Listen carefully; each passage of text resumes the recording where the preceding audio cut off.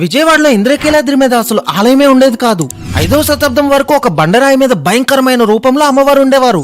రాత్రి అయితే చాలు భయంకరమైన గజ్జల శబ్దాలు వచ్చేవి. దాంతో అక్కడి ప్రజలు 6 దాటితే చాలు తలుపులేసుకుని భయపడుతూ బ్రతికేవారు. అప్పట్లో విజయవాడను పరిపాలించిన మాధవ్ వర్మ అనే రాజుకి పిల్లలు లేకపోవడంతో అమ్మవారికి నిత్యం పూజలు చేసేవాడు. తన పూజా ఫలితంగా మాధవ్ వర్మకి ఒక మగబిడ్డ జన్మించాడు. దాంతో రాజు సంతోషించి అమ్మవారికి ఇంద్రకీలాద్రి మీద ఒక ఆలయం నిర్మించాడు. అయితే మాధవ్ వర్మ కొడుకు ఒక రోజు గుర్రబండి మీద అత్యంత వేగంగా వెళ్తూ ఉంటాడు. ఆ బండిని అదుపు చేయలేక ఒక చిన్న పిల్లవాడిని గుద్దేసి చంపేస్తాడు. ఆ చిన్న పిల్లవాడి నాయనమ్మ న్యాయం కోసం మాధవ్ వర్మ దగ్గరికి ఆ పిల్లవాడి దేహం తీసుకుని వెళ్తుంది. తప్పు చేసిన తన సొంత కొడుకుని కూడా చూడకుండా మాధవ్ వర్మ మరణ శిక్ష విధిస్తాడు. మాధవ్ వర్మ న్యాయపాలనకి మెచ్చి దుర్గమ్మ వారి యువరాజుని చిన్న పిల్లవాడిని ఇద్దరిని బ్రతికిస్తారు.